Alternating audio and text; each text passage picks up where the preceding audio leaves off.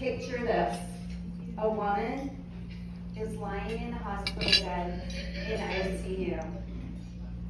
The room is dimly lit by the red glow of the emergency monitors, and alarms are sounding from those monitors. There's a crash cart bedside, messy and open.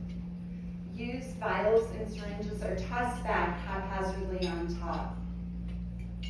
The woman is intubated, on a ventilator, sedated, and non-responsive.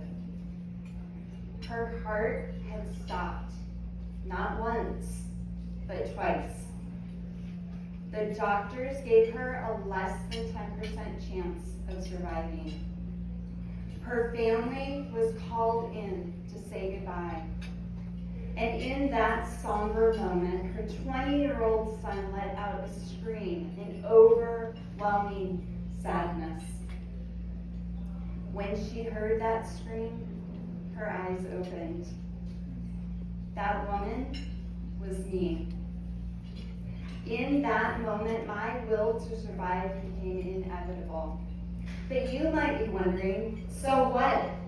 Why does that matter to me? Why should I even care? I know it's a touching story, but what difference does it make to me? We all have tragedies and trials in our life, don't we? Well, my story is about more than survival. My story is about the will and power that we all have within us to overcome adversity. I want to tell you how. Are you ready? You have to take action. Oh, I know, taking action. I thought you were hoping that I would say you could just manifest it and it would happen. But to overcome challenges in our life, we have to take action. It demands consistent action. Before I get into how you can take action in your own life to overcome your own challenges, I'd like to dive a little bit deeper into my own story. Would that be okay? Yep. On October 24 of 2021, I woke up in the early morning hours to use the restroom, and my legs were weak, very weak. They had been getting progressively weaker over the course of a few days, but I attributed it to a busy life. My daughter was in volleyball playoffs, I was going to Pilates, I was doing Zoom calls for my online business, and then there's all the tasks and the chores and the domesticatus. You know what I'm talking about, right, ladies? So an ambulance was called, I was taken to ER, and things turned quickly. The nurse did my intake and did a COVID-19 test on me, and the results came back positive. I was actually really surprised. I had none of the typical symptoms. No fever, no sore throat, no respiratory problems. So they rushed me back to the isolation room, and things went downhill very quickly from that point on. And that is the last thing that I remember for about a month. My body began to shut down, and I was in extreme pain. And it was on the second night when I was in ICU that my heart had stopped twice. And my family came in to say goodbye. Can you imagine the weight of that moment? I can't. While I was the ones physically suffering, they are the ones that will always have those traumatic memories. In many ways, I got off easy. So when my son screamed out and I heard it, I believe that in that moment the Holy Spirit used him to bring me back, because my work here is not done. My journey was just beginning, let me tell you. My journey is a bit like the book When You Give a Mouse a Cookie. Have you heard of this book before? Essentially, one thing leads to another, leads to another, leads to another. In my case, COVID COVID-19 caused a condition called rhabdomyolysis. Rhabdo is the breakdown of the muscles, and so the proteins went into my bloodstream, causing my kidneys to fail. It also caused the muscle tissue in my legs to begin to die. The treatment for rhabdo is to flush the body with massive amounts of fluid to try and flush out the toxins. But my failed kidneys couldn't handle it. I gained 50 pounds of fluid weight, and that pressure on my muscles and nerves was so painful. So I required emergency surgery to have the pressure released from my legs and also to remove the muscle tissue that had died. By the grace of God, 4 months later, I went home. My body was ravaged.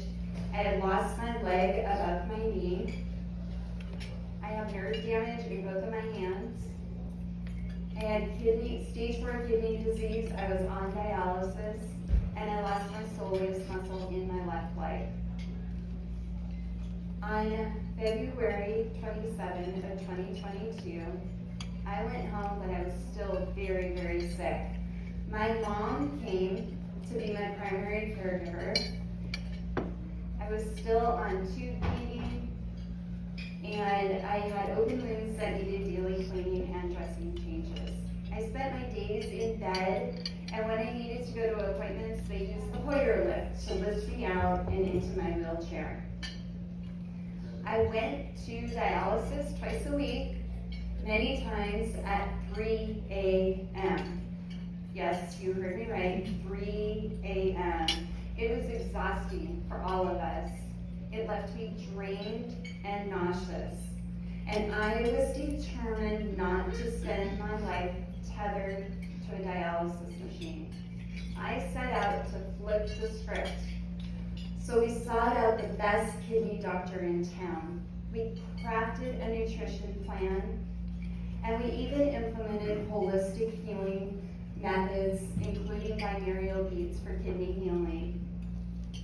Over the course of 18 months, my kidneys went from stage 4 to stage 1.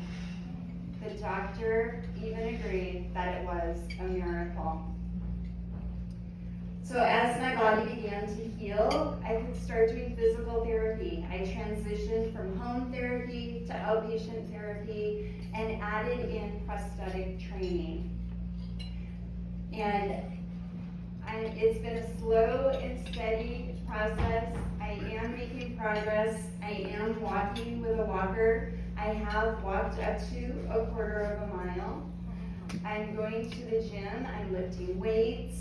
I'm doing Pilates in my home, and I'm looking forward to getting into a more permanent prosthetic socket soon. As I reflect on this incredible adversity that I have been through, I think back on the things that helped me to get through it, and there's 3 things that stick out in my mind. The first is my faith. By God's grace, I never asked, why me? I was just so grateful to have survived.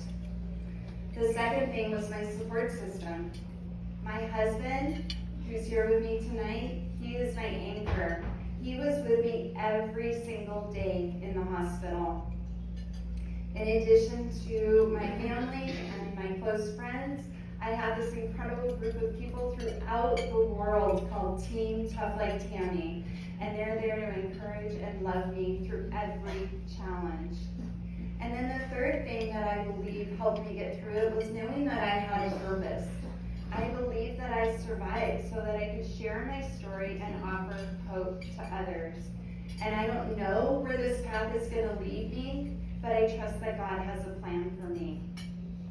So as I come to a conclusion, I want to leave you with a simple method that's going to help you remember to take action and build resilience in your own life so that when you have challenges that come up, you're going to be able to get through them too. It's called the life method. For L, it's love. Spend less time at work, less time on your phone, and get invested invested in the relationships in your life and serve other people, love on them. I is for inspiration. Use your story to inspire and give hope to other people. Our experiences, whether good or challenging, are not meant for us alone. F is for faith. Talk to God daily. Read His Word and trust His promises. And finally, E is for embrace. Find the purpose in the experiences that you have and embrace them for the gift that they are. Remember, resilience isn't just a mindset, it's an action. Thank you.